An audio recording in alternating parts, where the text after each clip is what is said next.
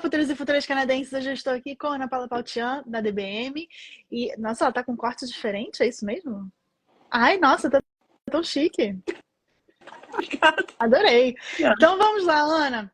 Para quem não sabe, Ana é parceira aqui do Kit no Canadá. Ela é consultora educacional, então ela ajuda os seguidores aqui do Kit no Canadá a vir para o Canadá estudar, né? Então fazer college, fazer mestrado agora, né? Com essa questão toda das mudanças da imigração canadense. Eu quero saber, inclusive, se tem tanta gente ainda aplicando para college em vez de para mestrado, como é que está sendo. Mas eu vou deixar a Ana se apresentar, contar um pouquinho sobre o trabalho dela e também contar um pouco sobre o tema da live de hoje. Vai lá, Ana. Sim. O tema é para falar sobre as mudanças recentes do governo referente a PAL, né? Vamos falar PAL para não falar outra coisa, que o brasileiro leva para outro lado, né? Que é a Provincial Attestation Ladder. E o que essas mudanças elas vão impactar? Elas irão impactar, né, para quem deseja ou para quem está estudando no Canadá. Então, recentemente eu estive em diversas reuniões, inclusive reuniões com o governo, para poder entender um pouco mais e ter algumas informações extras a respeito. Então, referente a Paul, e a Kit já colocou, acho que tem até highlight de seu, né, Kit, referente às Provincial Attestation Letter, Agora das já não mudanças. lembro mais. É, Pessoal, mas eu sei que você falou e falou muitas vezes de que quem é elegível, quem deixa de ser elegível, enfim, e tudo mais. O que eu quero reforçar aqui é que essa carta, a Attestation Letter, ela não é transferível, gente. E uma vez que a instituição ela emite isso para você, ela não tem como passar aquilo para uma outra pessoa, ela não tem como cancelar em nada. Porém, as Attestation Letter, elas têm prazo de validade, e aí depende de cada província. Por exemplo, em New Brunswick, ela tem 8 semanas de validade. Então, significa o quê? No momento que você recebeu, você imediatamente, você tem que começar a cuidar da parte do visto.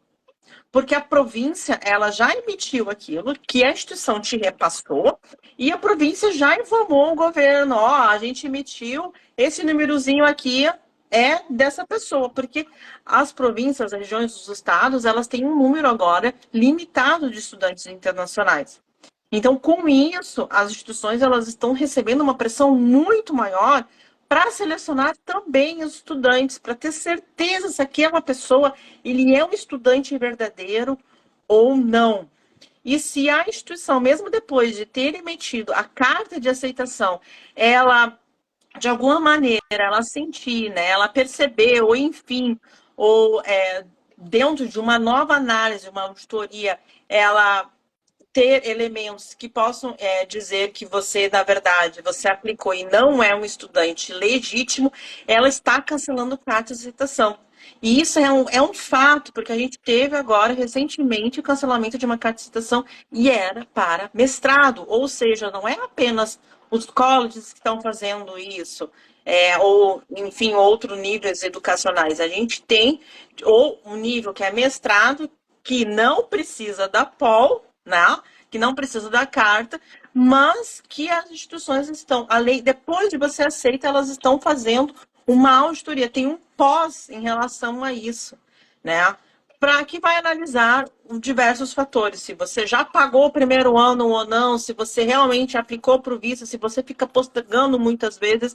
Então, hoje, quem pretende estudar no Canadá tem que estar preparado. Não é do tipo assim, eu vou aplicar e depois eu vou ver como é que eu vou resolver a parte financeira, eu vou resolver como é que eu vou conseguir aquele documento acadêmico com a universidade, eu vou resolver depois de se a instituição vai me pedir a revalidação ou não. Não dá mais para fazer dessa forma. E já diversas lives eu já vim aqui com a Kitty falando que as pessoas têm que começar a ter mais consciência de começar a se organizar mais em relação a estudar no Canadá.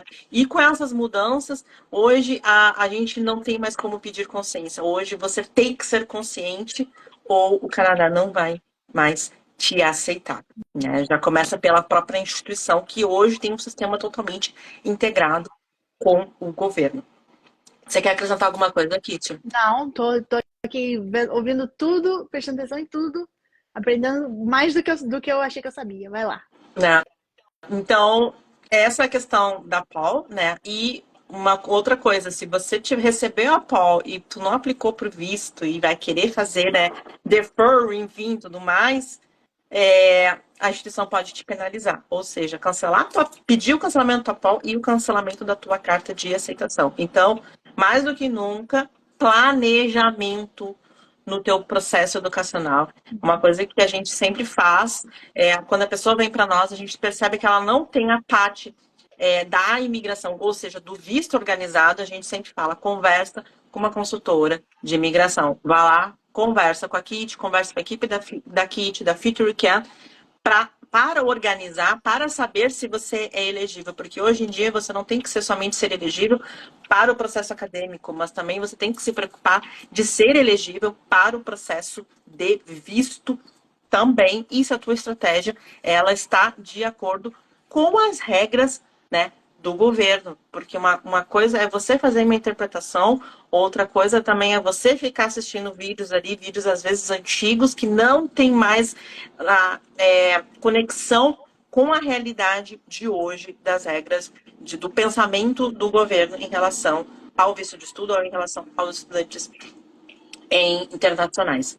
Um outro fator que eu conversei, inclusive, com governos de província, é que eles não querem um estudante que venha estudar qualquer coisa como desculpa para vir para o Canadá. Não dá mais, a gente já falou. Quantas vezes isso? 1 milhão. 1 milhão. E a gente já tá, não sei quantos anos a gente fazendo vídeo a respeito disso. 6 anos. Então, assim, não dá mais. Não dá mais. Então, tem que fazer uma coisa que seja mais de acordo, realmente, com o teu perfil. E adequar o teu perfil com as necessidades de do mercado de trabalho canadense, tá? De alguma forma. Eu sou administração, quero fazer practical nurse, alguma coisa. Não, peraí, né? Tipo, é uma mudança muito radical para explicar, você não tem nenhum histórico em relação a isso.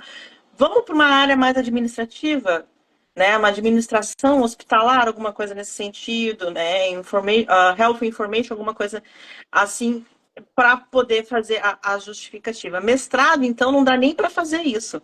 Mestrado é tipo cara crachá. É formado em administração, você pode fazer esses tipos de programa. Você é formado em engenharia, esses tipos de programa. Então, assim, tem que ter. É um dos motivos que eu acredito que o mestrado ele não entrou na POL por conta da questão dos requisitos. Tu tem que ter a formação X para fazer o programa X. Né? Não tem como 99% se encaixar no programa Y, que não tem nada a ver com a sua área, porque você não vai ser aceito. Às vezes não é nem também só não ter nada a ver, né? Então, tem muita gente que, às vezes, eu sou dentista, eu vou resolver fazer um business. E o business, ele é a carta na manga para muita gente, por exemplo, né? Então, você tá... Tá, pode falar. Não, exato, o business. Só que dá para fazer o business no mestrado de uma parte mais management, por exemplo, entendeu? De gerencial. A gente tem uma cliente formada em odonto que foi aceita recentemente no mestrado em Winnipeg, na área de administração. Não, mas assim, tô falando de college, porque normalmente quando a gente não sabe o que vai fazer, vai acabar fazendo o quê? Business. Business serve para todo mundo. Né? É por isso que diversos programas em Ontário de business em instituições públicas, 100% públicas, a gente não está nem falando das instituições que agora não existe mais, que é pública-privada, a grande maioria dos programas de business não são mais elegíveis ao PGWP, gente. E a gente não está falando somente de diploma, mas também de pós-graduação, por exemplo, International Business, Business geral, e essa lista vai aumentar, porque eu já recebi um sinalzinho amarelo lá de alerta, a lista vai aumentar dos programas de business que não vão ser mais elegíveis ao PGWP em Ontário. Então, isso já dá muito para as pessoas entender que não dá te atirar numa coisa generalista. O Canadá quer especialista. É isso. Você falou que esses cursos de instituições público-privadas não existem mais. Você quis dizer que eles não existem mais ou que eles não vão dar mais PGWP? Não, já se extinguiram. Não vão eu não me recordo de nenhuma que esteja ainda operando. Eles só vão continuar operando para para quem já está estudando finalizar o programa, né? Que daí quem começou antes lá de uma data de maio, acho que foi semana passada, não, essa semana acho que foi a última turma que poderia iniciar, desculpa, para ser elegível para PGWP. Mas o que eu estou falando é instituições 100% públicas. Então, por exemplo, a Fleming, a Georgia, George Brown, Centennial, não importa. Tem diversos programas de business que não vão ser mais elegíveis ao PGWP. Isso não é da instituição, porque a instituição está sendo penalizada. Não. É o programa na província de Ontário, o governo, decidiu que esses programas não vão ser mais elegíveis ao PGWP. Entendi. Então, é mais importante do que nunca conversar com uma consultora educacional para sempre saber o que está acontecendo, que programas que vão ser elegíveis, ou como que organizar o perfil e tudo mais, tá? Eu não recomendo... Oi, pode falar. Qual o e-mail que você recomenda que o pessoal entre em contato, o pessoal aqui do Kit no Canadá entre em contato com você para fazer o acompanhamento? kit@educationdbm.com, gente. Por favor, né? Vou deixar aqui escrito. Isso. E não façam o que algumas pessoas estavam fazendo. Não dá mais. Porque lembra, a regra é, o Canadá não quer generalista, o Canadá quer especialista. A gente já teve clientes, por exemplo, que chegaram no Canadá, a gente fez todo o processo, tudo bonitinho. Assim, sabe? Faz o programa X. Tem a ver mais, que é um programa que tem uma empregabilidade, assim, tipo, 98%. A pessoa sairia com salário sério, gente, no mínimo $65.000. Ela chega, ela nem começou o programa e já achou difícil. Tipo, sério. E aí me troca para um programa generalista porque vai ser mais fácil. Não existe caminho mais fácil. O caminho que é mais fácil, depois, lá adiante, você vai pagar o preço. Então, assim, baixe a cabeça e aceite os desafios. Porque a recompensa depois adiante vai vir para você. Tá? Não existe caminho mais fácil para estudar, não existe caminho mais fácil para imigração, esse tipo de coisa. Okay? Então, fique o alerta para vocês. Uma outra coisa que eu gostaria de ressaltar aqui na live é falar sobre o aumento das taxas de depósito das instituições. Então, tem muitas instituições que saíram de 500 para $1.500, de 3.000 para $10.000. Por quê? É uma forma de ver quem é que realmente é estudante e que está organizado financeiramente, quem está comprometido. E esses depósitos, gente, eles não são reembolsáveis. $10.000 não reembolsáveis? Não reembolsáveis. Então, ou seja, somente em caso de visto negado. Sim. Ou seja, desistiu, eu vou aplicar, vou ver, não dá, arroz de festa, não dá mais, tá? Não dá. Porque a instituição vai te penalizar. E eu concordo, Kit, porque antes, assim, tava assim, um festival de carta de aceitação. Quantas pessoas não chegavam para você com 2, 3 cartas de aceitação? Né? Então, eu não sei para onde eu vou, tá aqui, ó, né? Unido, Unite, Salameligue. Então, assim, não dá mais para fazer esse tipo de coisa. Lembrando, quando a gente começou a live agora, as informações estão sincronizadas. Então, óbvio que o governo vai saber onde que você anda aplicando, o que você anda fazendo, tá? Então, tá muito mais em cima do estudante internacional para saber a legitimidade dele do que nunca. Óbvio que essas mudanças, elas é uma coisa que eu escutei isso de um alto nível do governo federal, que a gente teve uma conversa muito boa em Toronto, de que, óbvio que essas mudanças, elas não foram motivadas por conta dos estudantes brasileiros e latinos. Essas mudanças, elas foram muito mais motivadas por conta de estudantes de outras nacionalidades. Mas que eles começaram a perceber que estava demais a coisa, estava sem controle, inclusive as instituições e as províncias que deveriam fiscalizar não estavam de fato fiscalizando. Então, para vocês entenderem que agora o foco do governo é realmente o estudante internacional, então vocês precisam organizar bastante o plano de vocês, tá?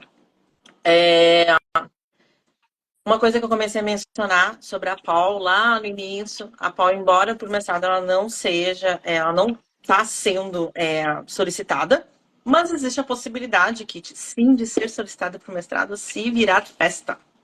Por quê? Porque as instituições estão sendo pressionadas o tempo inteiro. E a pressão é do tipo, se vocês não selecionarem melhor os estudantes que têm a ver com o curso, enfim, tudo mais, de saber se realmente o ensino que eles tiveram é verdadeiro ou não, se tem mais coisa por trás, porque as instituições criaram departamentos de compliance e elas vão para as redes sociais, elas vão ver LinkedIn, elas vão pegar o número, vão ver de quem é aquele número, o que tem naquele e-mail, enfim. E ela tem equipes, inclusive no Brasil, no México, na Colômbia, enfim, em diversos países que falam a mesma a língua daquele estudante para fazer a verificação das informações, tá? Então, muitas instituições hoje estão investindo nesse departamento por conta da pressão do governo. Então, já fica a dica para vocês. Quem faz tudo certinho, bonitinho, não precisa ficar preocupado. Realmente não precisa ficar preocupado. Agora, quem pretende, como estava acontecendo também, que a gente já teve de caso aqui na DBM, da pessoa ir chegar no Canadá e simplesmente sumir.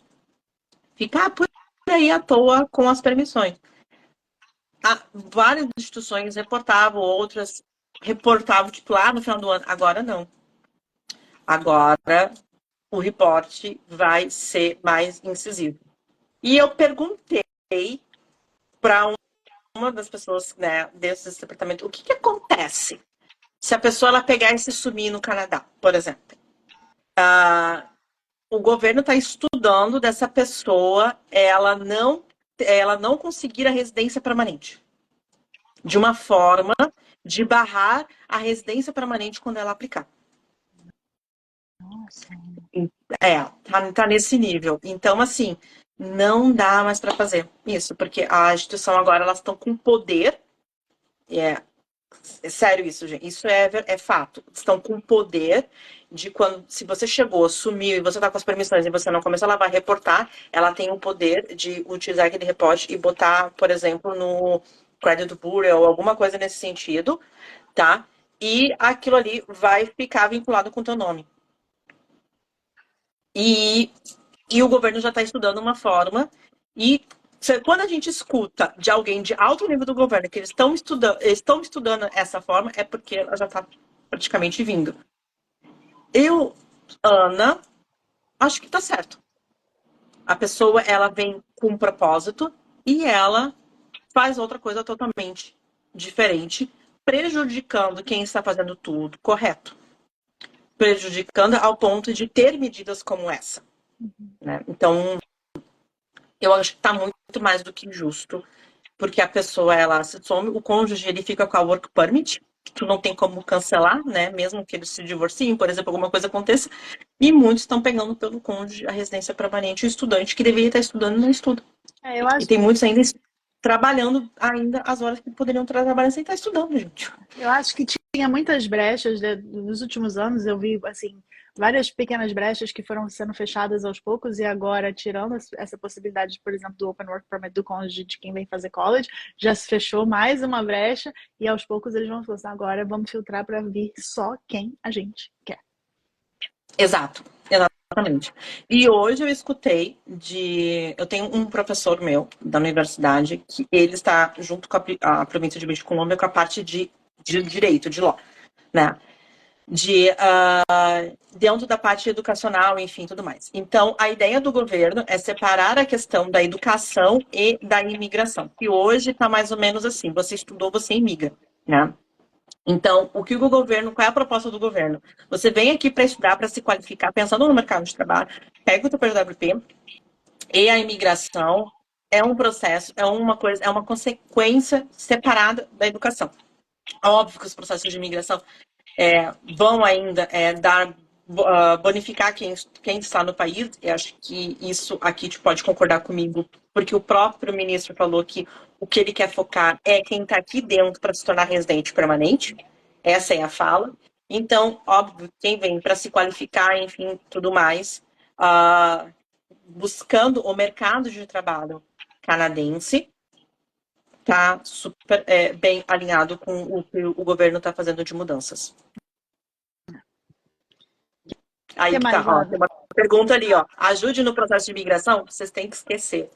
Questão de, vou estudar para o processo de imigração. Vocês têm que lembrar, vou estudar para ser da ainda mais da minha área, ter experiência e aí então imigrar. Porque é esse que o governo quer. É isso. Então, vamos mudar um pouquinho. Que são as áreas mais focadas? Saúde, engenharia, trades, educação. E aí, se a gente, e claro, TI. E se a gente for para administração, as áreas mais especializadas. Financial, data, empreendedorismo,